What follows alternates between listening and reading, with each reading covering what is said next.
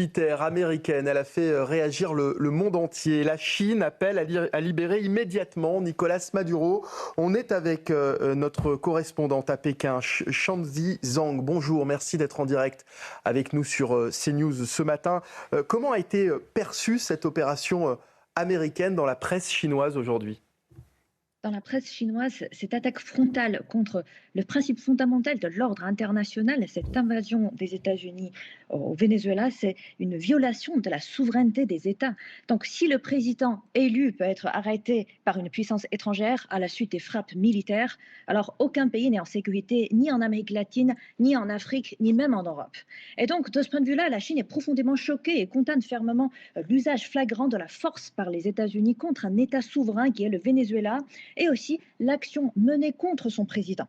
Et donc d'ailleurs, l'invasion du Venezuela par les États-Unis et l'enlèvement public du président, et aussi, on a vu, non seulement du président, mais aussi de la première dame d'un État souverain, c'est une agression flagrante. Ça a choqué le peuple chinois, ça a choqué les individus chinois de ne pas comprendre pourquoi les États-Unis peuvent se comporter ainsi en ignorant complètement l'ordre international, en utilisant 100% ce loi du jungle.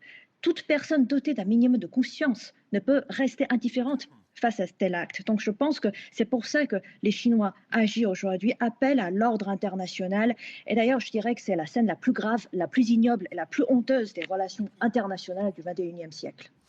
Voilà, ça c'est donc la réaction de la Chine. Merci Shanzi Zhang, correspondante CNews à Pékin. Merci pour cet éclairage. Attaque américaine qui